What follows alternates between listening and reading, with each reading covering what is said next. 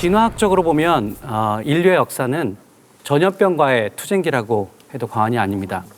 그런데 인류 역사상 최악으로 꼽는 전염병 두 가지가 있는데요. 하나는 중세 유럽 인구의 3분의 1을 휩쓸었던 흑사병이죠. 그리고 제1차 세계대전보다 더 많은 희생자를 냈던 스페인 독감입니다. 인류는 이런 무시무시한 역병들과 어떻게 싸웠을까요? 이 질문에 대한 답은 사실 인간 본성에서 찾을 수 있습니다. 제가 예를 하나 좀 들어볼게요.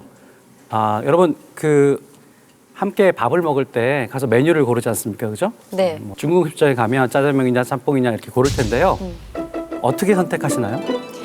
넌 짜장 시켜, 난 짬뽕 시켜. 그리고 가운데로 놔주세요. 되게 이러시. 현명하시네요. 저는 주로 대세에 따르는 것 같아요. 네. 네. 맞아. 네. 나도 누가 사준다고 하면 좀 비싼 거 먹고 싶고 네. 내 돈 내고 할 때는 그냥 짜장으로 간단히 완벽한 쫙 인간의 때리고. 심리죠. 그렇죠. 그거 너무 고민 많이 해서 짬짜면 생긴 거 아니에요? 그렇죠. 사람들. 네. 점점면도 생겼고요. 실제로 많은 사람들이 의사결정하는 거를 이렇게 보면요. 이제 대세를 따르거나 아니면 권위 있는 사람의 말을 따르거나 그런 따라하는 행동들이 나타나죠. 이런 걸 우리가 동조라고 합니다. 예. 동조라고 하는 것은 집단이 기대하는 대로 자신의 생각이나 행동을 바꾸는 그런 행동인데요. 이건 인간의 본성이라고 할 수 있습니다. 가령 이제 수렵채집기를 생각해 보자고요. 우리가 진화의 긴 기간 동안 절대적으로 긴 기간 동안을 수렵채집을 하며 살았거든요. 그때 만약에 우리가 집단 생활을 하고 있었어요. 사자가 막 지나가요. 막 사람들이 우르르 따라가죠. 네. 근데 어느 순간 나는 내가 스스로 생각해서 의사결정을 해야지라고 가만히 있다 그러면 아마 그는 우리의 조상이 안 됐겠죠. 사자밥이죠. 사자밥이 됐을 거예요. 그러니까 오래전부터 이제 타인의 의견에 동조하는 것이 생존에 유리할 때가 많이 있었거든요. 네. 그런데 만약에 여러분 이런 동조가 불안과 결합된다면 어떤 일이 벌어질까요? 그럼 아주 이상한 일이 벌어집니다. 200년 전으로 한번 돌아가 볼게요. 200년 전에 역병이 돌잖아요? 그럼 사람들이 이렇게 생각했습니다. 야, 이거는 뭔가 우리가 잘못해서 그런 거야. 신께서 벌하신 거예요. 종교적인 우리 관점. 벌 받고 있는 거야. 아, 뭔가 용서를 구해야 돼. 그래서 뭐 자기 몸을 채찍질로 막 때리기도 하고 그 유럽 인구의 3분의 1을 앗아간 이제 흑사병 여러분 기억나실 거예요. 그때 어떤 소문이 돌았냐면 유대인들이 악마랑 손을 잡았다. 그래서 우물에 독을 탔다. 그래서 화형에 처하는 그런 마녀 사냥도 굉장히 많이 벌어졌습니다. 코로나19 사태 초기에 온라인 쇼핑을 하는데 휴지가 막 매진되는 게 보이는 거예요. 근데 집에 휴지가 많이 충분히 있었어요. 근데도 휴지를 자꾸 사게 되고 그리고 막 매진해. 인터넷 기사 같은 데서도 휴지를 다른 나라에서 사재기 한다는 기사도 뜨고 하니까 대량으로 지금 집에 사다 놨거든요. 한국은 그래도 괜찮았던 것 같은데 유럽을 보면 진짜 마트 사진 보면 아무도 없어. 예. 그러니까 두려움과 공포가 막 밀려오니까 사람들이 이걸 어떻게 해야지 남이 하는 걸 따라하는 거죠. 하지만 그게 너무 심해지면 공황 상태가 오는 거죠. 예.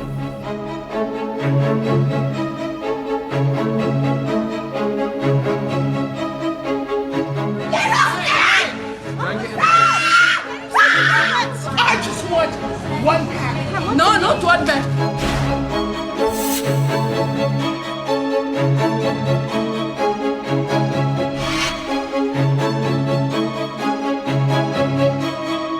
제가 여러분한테 한번 질문을 드려볼게요. 굉장히 위협적인 상황이 왔고 불확실한 상황이 왔다. 그럼 여러분들이 맨 먼저 하는 일들이 뭘까요? 내 몸 보호부터 하겠죠. 그렇죠. 가족, 애기나 가족을 위해서 신경 쓰는 것 같아요. 그렇죠. 피해야죠. 피해야죠. 피해야죠. 자, 여기 한번 사진을 볼까요? 여러분들 조금 뭐야 이게? 자, 여러분들 지금 지금 이건 이제 연구를 위해서 저희가 일부러 만든 사진인데요. 이 사진을 보면 여러분들이 다 어떤 느낌을 들었습니까? 그냥 징그럽다. 피하고 피했어요. 싶어. 예, 막 시선을 돌리게 돼요. 네. 여기서 막 생각을 하지 않죠. 저게 뭘까 이런 생각 안 하고 그냥 막 일단 피하고 보죠. 네. 너무나 자연스러운 반응이에요. 인류의 진화 역사에서 대부분을 차지했던 이 수렵채집기에 우리 조상들은 예를 들어 상한 음식을 보거나 아니면 피부에 발진 같은 것이 이제 보여지면 혐오나 역겨움 행동을 하죠. 그게 뭘까 하고 막 신기하게 들여다보면 어떤 일이 벌어집니까? 몸이 다쳐. 그렇죠. 전염되고 우리 몸도 상하고 그런 일이 벌어지겠죠. 네. 그러니까 병원균이 들어오기 전에 우리가 어떤 방어 기작이 필요했던 거예요. 사진 한 장을 좀 더 볼까요? 예, 지금은 정말 이거 소매로 가리고 했었어야지. 예, 저 가릴 수준이 아닌데요? 어떤 느낌이에요, 여러분? 예. 절대적으로 피해야죠. 예, 그러니까 제가 처음에 보여드린 사진들하고 여러분들이 거의 비슷한 반응들을 보이셨어요. 주변에 전염병이 돌고 있다는 사실만으로도 우리 뇌는 병원체에 대한 회피 본능과 그리고 집단에 대한 규범이 막 강조됩니다.